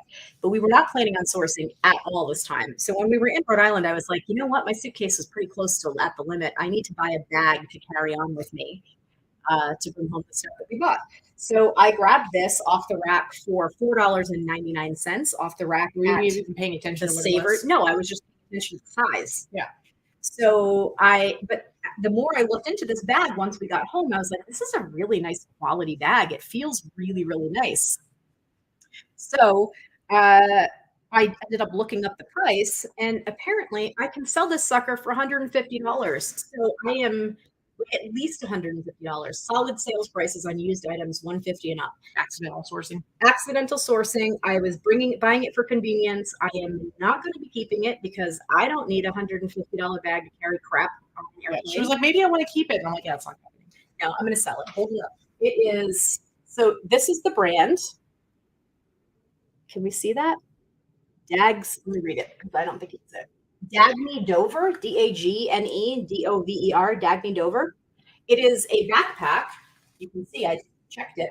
I didn't even take my tag off yet. It's a backpack that straps down. It's like this great neoprene fabric, but it's also, people use it as a diaper bag. It's got multi-pockets inside that you could use as a diaper bag. It's very clean. Yeah, I'm going to sell it for $150. I would not have thought that. I would not have purchased it with that in mind. It is a really cool bag. I'm tempted to keep it just because of how nice it is and how easy it is to like strap it down, but not for $150. I'll buy myself a cheap $5 thrifted bag that is actually worth $5 probably. Exactly. Anyway, that's it. That's my haul. Look at that. I did it in 13 minutes. Impressive. So that you could do yours. Impressive. Thank you very much. Yeah, so I was totally down. Since we've been away so much, I was like, I'd love to go to some thrift stores, maybe actually find a few things, because I wanted to be able to have stuff to list when I came back. And I have already photographed and measured all of my stuff and even listed some of it. Because I have not done that. But a lot of that's because you send it off to Crystal, so it's not like you. It's not like you. It's like I have to do my own if I want to list anything. So first of all, I couldn't find anything out about this. I mean, it says the road crew designated driver program. Could not find like this graphic using Google Lens or anything like that. I mean, obviously it's got to be some sort of designated driver program. It has a guitar, so it just made me think it's got to be for some sort of music thing. But I was hoping to find like actual information on it. But if you're some kind of festival or something. Yeah, I don't know.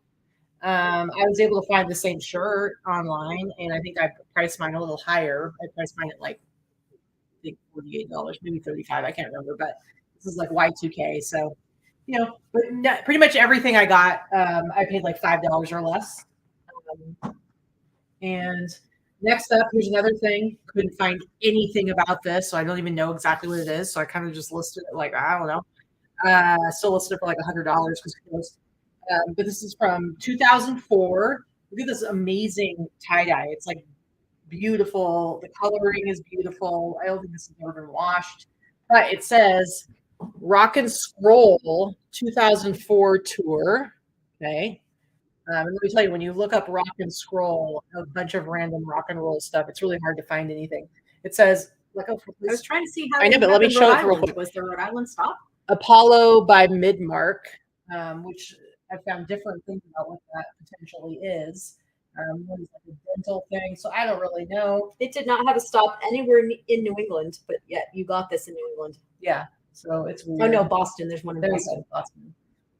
So I look up the dates. I don't know what this is at all.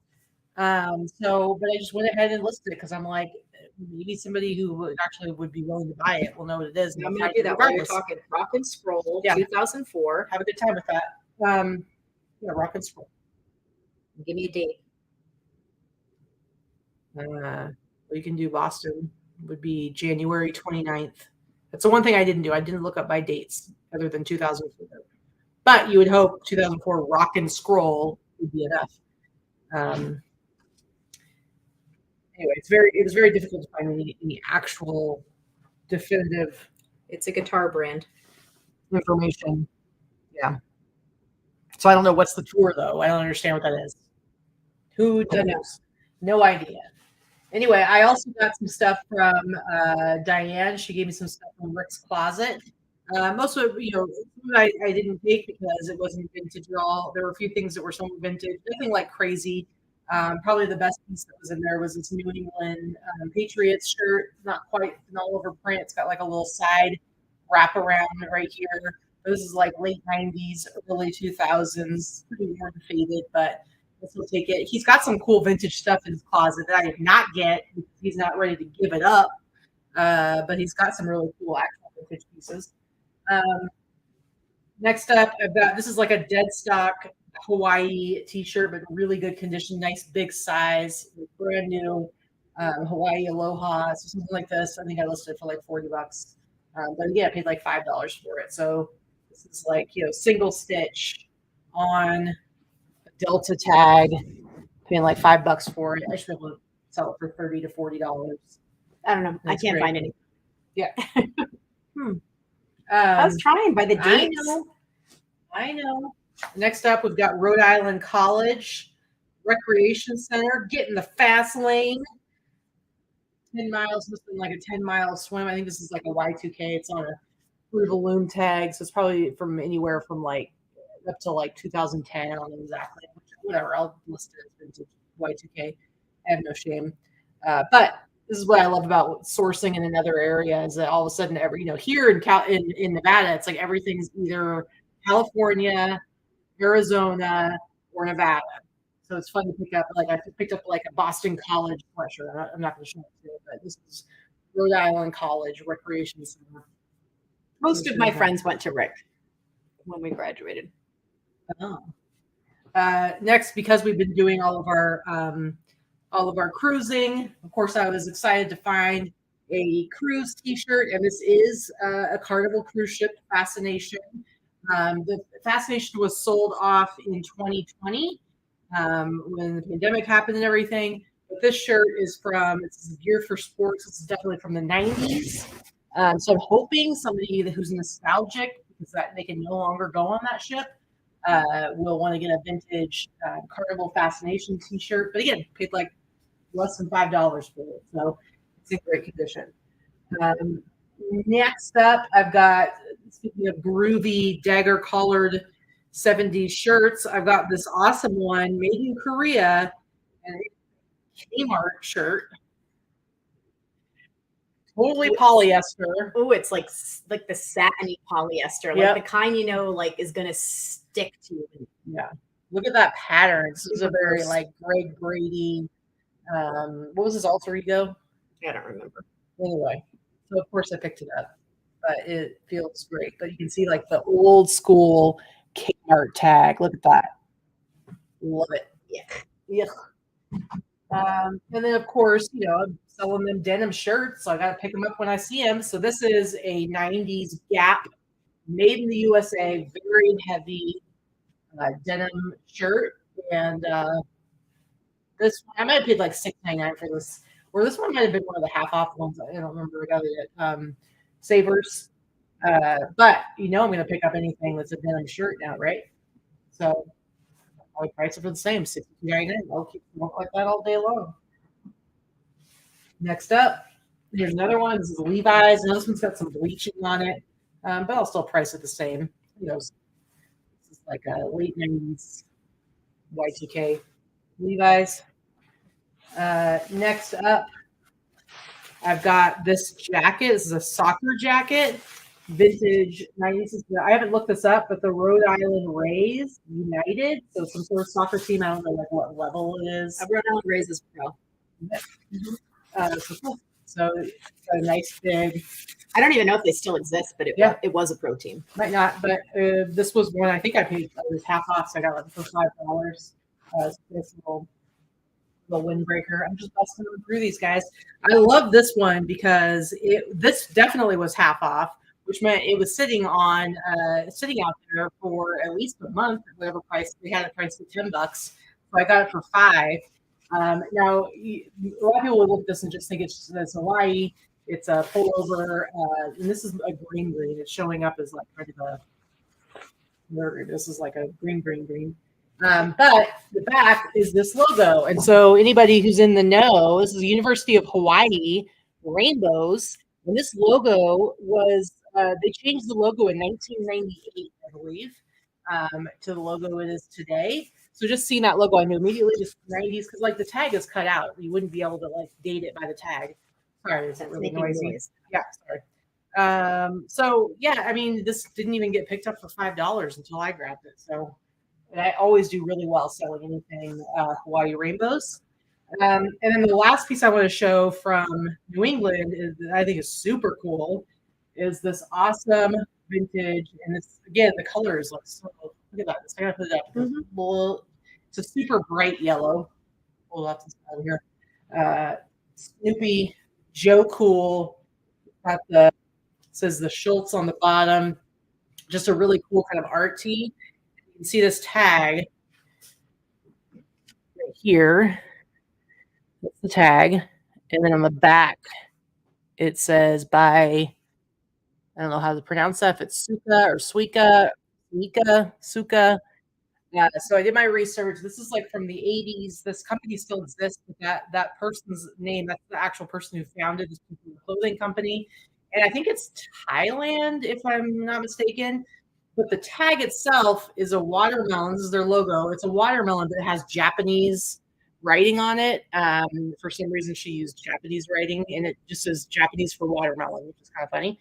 And this is a great thing about Google Lens is that you can look at, like, it can translate. If it's clear enough, it can translate writing. So back in the day, you could be like, does anybody here know Chinese or Japanese that can tell me what this says? Mm-hmm. So, and I translated and it said watermelon. And I'm like, oh, okay. So I love this. It's super cool. It's really heavy. And I think I priced this at like $200 because I'm like, I don't know. It's like a really cool pop culture kind of pop art from the 80s. All right. And then I'm going to show you real fast the only 3 things I got at the bins yesterday. And it's pretty sad and pathetic. I'm hoping they're so dirty and gross.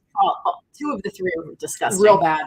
But I still like it. This says where I'm going to do this again. Yeah, it's like passport stamps. New York, France, Italy, London. They're real dirty. They need to be sweater shaved. And it's soaked big time, and then probably bleached. But it's on a 90s Fruit Volume tag. Hold it back here because I want to get it on the desk. And then the next one, this is also like super pilly. This one I'm gonna have to soak and then probably bleach the whole thing, and hopefully it comes out okay. This is an 80s Jordan era gray Nike tag. 80s. Look at Danica coming in with the Japanese. There you go. Japanese right there. It even has pockets, guys. So this is like full on 80s Nike sweatshirt, but it is stained. It is pilly. It's gross. It's gross, but I couldn't pass it up. I'm gonna see if I can save it. And then the last thing is this like employee shirt or something shirt from it's short sleeve, but this is from Air Maui Helicopter Tours, Flying on the Edge. Now this is cleaned and starched. This Yeah. came out of someone's closet. It's not dirty, at least. The back is fully embroidered, and then it's got the embroidery on the front as well. Does not have anyone's name on it, but it's pretty awesome. I love it. Super, super cheap. So I literally got 3 things at the bins yesterday. Of course, it was super, super cheap. I paid. Great. I bought you coffee. In fact, I'm pretty sure your coffee cost more than those 3 things did. Maybe. My coffee's like $4. Mm-hmm. Mm-hmm. So we talked about at the beginning of the show, we talked about that we were going to do a giveaway during this show. We only gave you a little bit of a teaser about it, but most of you probably know because I know that you watch our channel and most of you are in our Facebook group as well. And you've heard the talk about List Perfectly's camp listing party that is coming up at the end of June. 27th and 28th of June. The 27th and 28th of June. It is both in person and virtual. There are tickets still available for sale. If you are close to the area, please go take a look. And if it's something you're able to get yourself to, please do so. We'll be there. We'll be there. We're actually going to be speaking. Yeah. Other than this channel, you don't ever hear us speak. We've never spoken at our own event, and we don't. So we're going to be there. We're going to be speaking.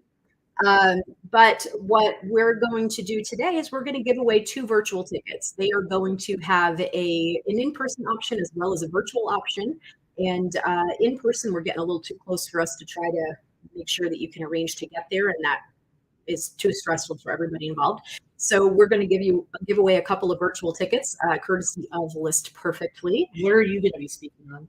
I am going to be giving a session on women's vintage clothing, teaching about women's vintage clothing by the decade and how to determine what decade clothes are from to a certain degree, how to price it, and how to sell it. And I'm going to bring some show and tell examples as well. Mm-hmm. And I will be doing a similar thing, but on t-shirts. So I'm going to be talking about just kind of like what to look for, what you should be picking up, the trend in t-shirts, how to date them, blah, blah, blah, blah, blah. And I'm going to be bringing t-shirts so that they'll be hands-on learning as well. So it should be pretty cool. But we're excited to go. We get to see all of our friends. We get to hang out with Trish. Hopefully Diane's going to come. Mm-hmm. I know Ryan and Allie and Callie and a bunch of other friends are going to be there, and Casey. Mm-hmm. And so it'll be fun. But anyway, so we're going to give away 2 tickets. It would be nice to be at an event that we did not organize, that we can actually just hang out, and we've got our 1 hour of important stuff to do, and then we can actually just hang out and socialize and watch other people and hear their presentations and go to learn and actually be a stress-free event, which is something we don't get to do at our own event, obviously. Playing host, for sure, right there. So that's kind of exciting. Hey Stuart, what's up? Hey Stuart. So we got to give away 2, you said? Yeah. All right. So here's what we're going to do, guys. Okay. So I'm going to ask a question, and whoever answers the question first in the chat. Now, this is an hour order because depending on what computer you're on, the comments don't always come in the same order. So whoever we say wins, they're the ones who win. It's going to be whatever we see. So whoever answers the question first correctly in the chat is going to win. We'll do a couple of these with this first one, so get ready. As soon as I ask the question, you can start answering. It's going to be a matter of whether or not you paid attention during the show and if you are the fastest typer. And your internet brings it to us the fastest. So, question number 1. Based on information given during today's show from Vikki, what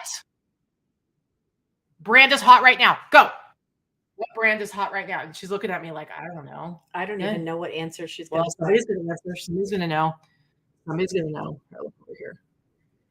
What brand is hot right now based on what Vikki has said today here on this show today? Here we go. Looks like Kara Cooper is the winner. Esprit. Vikki's like this. What? I don't know. Remember I said, oh, it's really hot right now. She's right. All right. So that, Kara, you are the winner of a virtual ticket for Camp Listing Party. Apparently, all of the things I was doing were hot because look, good, great fun. They've got Sure. great. But I made a specific point that, wow, that spree is super hot right now. But yes, it is a spree. And the first person to mention it was Kara Cooper. Mm-hmm. So even if you spelled it wrong, it's okay. Yep. Kara did happen to spell it right, but she was the first person to put it up there. All right. So do you have a question for the second one, or do you want me to come up with another one? Jeez. Well, I'm not asking those kind of questions. Well, it's fun. It's fun to see what it is. You got to make it a little bit fun. Come on. Let me think. Kara, do me a favor and message me through Facebook, by the way, so I can get your email address and pass it on to Team List perfectly so they can get the virtual ticket information to you. I don't know how that's going to work, but they'll arrange it, I'm sure. So if you could just get me your email address, I'll take care of that part. Also, the same for whoever the next person is that wins. Contact us through email, through Facebook, whatever. All that information is down below how to contact us. Okay. I'm going to do just a number one. I'm sorry. I don't have a question that I can had come up another with. question. Then you ask the damn question. Jeez. You didn't tell me we were going to do it this way. It makes it more fun. Good grief. Okay. Let me hold on. So I got to think about how I'm going to word it. Okay, for this one, guys, don't answer it if you're not somebody who can win a ticket. So it's just a virtual ticket, so it doesn't. And yeah, if you I know. have I'm just saying, Michelle. So Michelle, you can't play. Sorry. Okay, so I guess you can play. You just won't be the winner. How about that? So whoever says it first, that's not Michelle. So Michelle, feel free to play. So we're not doing a number. We're going to do. We're not going to do a number. See, they're already like typing in numbers. I know you guys are. You're right. Sense of humor. It is time for a margarita. Seriously. Vicki's a little cranky today. It's okay. Okay, so here's the question. Let's see.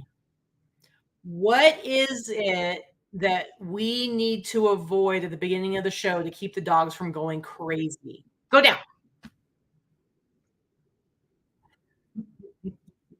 Katy doesn't like my questions. I'm seeing if they're paying attention. If they're paying attention, then they deserve to get some free stuff. Here we go. Pink guy. Come on, somebody's nope. At the beginning of our show, guys. Lori got it. Well, okay. Give it to Lori. That was not the answer I was looking for, but Vicki I'll let Vicki have it. It was Lori.